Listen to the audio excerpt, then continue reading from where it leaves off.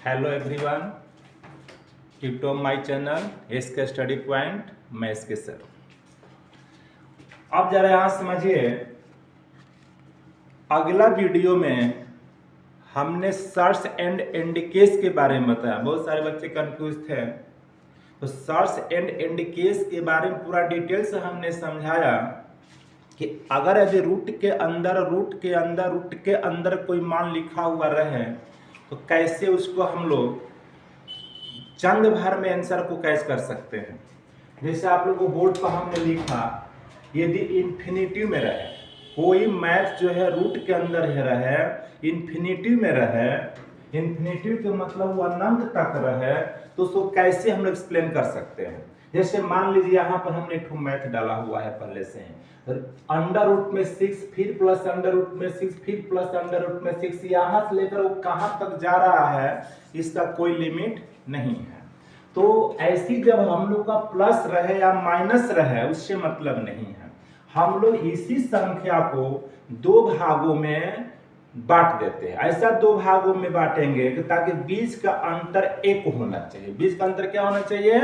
एक होना चाहिए। जैसे 6 है, इसी 6 को दो भागों में बांट दिए, 2 गुणे 3 कर दिए, लेकिन बीच का अंतर क्या हो गया?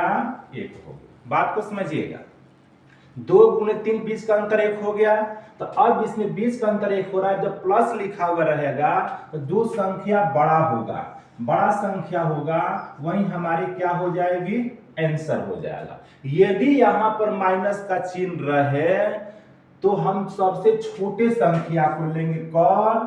जब बीच में माइनस रहेगा तब। जब माइनस रहेगा तो छोटा संख्या, और जब प्लस रहेगा तो बड़ा संख्या को लेंगे। ये तो क्लियर हो गया। भले मान अदल बदल करके आए उससे कोई दिक्कत नहीं है। अब चलते हैं कि आप लोग को अब नॉन इन्फिनिटिव में चले। बहुत सारे बच्चे बोल रहे थे सर नॉन इन्फिनिटिव के बारे में बताइएगा। नॉन इन्फिनिटिव में जो कि ये एक लिमिट में रहे, क्या रहे? एक लिमिटेड में रहे, जो कि ये जो है अंत तक रहे, इसमें जो है फिक्स है कि यहीं तक संख्या लिखा हुआ है। जैसे मान लीजिए अंडर रूट में 5, फिर रूट में 5 लेके यहाँ पर इक्वल टू वाट का चिन्ह है, जो कि यहाँ एक लिमिट नॉन इन्फिनिटी में दिया हुआ है। तो इस कंडीशन में इसको कैसे हम लोग हल करेंगे? देखिए, पहले हम लोग को देखना है कि श्रेणी में 2 छिपा हुआ रहता है। यदि श्रेणी में कोई संख्या लिखा हुआ है तब तो ठीक है, नहीं लिखा हुआ तो 2 छिपा हुआ है। और जब यहाँ पर 2 कर दिए तो देखेंगे रूट के अंदर 5 कितना है? 1 2 3 4 है, इस पर क्या चढ़ा दिए? 4। अब इसको हम लोग गुना करेंगे, 2 गुणे 2 गुणे 2 गुणे 2 का बार? 4 बार। अब बताइए, 2 दूना के 4, 4 दूना के 8, 8 दूना के 16 हो गया। ध्यान दीजिएगा इसको। अब देखना है कि 5 के ऊपर कितना आ रहा है यहाँ पर? 16। अब संख्या लाना होगा, तो आप 16 से 1 कम कर देंगे। 16 से कम करेंगे तो कितना होगा? 15। और जो आपका 16 संख्या आया हुआ है वो रहेगा।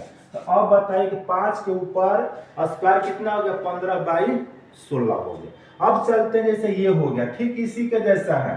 अब रूट के अंदर 7 है, फिर इसको बनाना होगा। तो श्रेणी में 2 छिपा हुआ है, 7 कितना बार है? तो 4 बार। 4 लिख दिए। अब इसमें आप गुना कर सकते हैं, 2 दूना 4, 4 दूना 8, 8 दूना 16 होता है। तो अब हमें जो है मान कितना था? तो 7 था। 7 16 से वो कम करके लिख देंगे 15, और बटन फिल हो जाएगा 16। ये आपका आंसर हो। ध्यान दीजिएगा इसको। तो ऐसी यदि आप लोग को आज जो है पहले वीडियो में इन्फिनिटी बताए थे, क्लियर हो गया। आज जो है नॉन इन्फिनिटी बता दिए, ये भी आपका क्लियर हो गया। कोई डाउट नहीं है। नेक्स्ट वीडियो में हम लोग फिर मिलेंगे।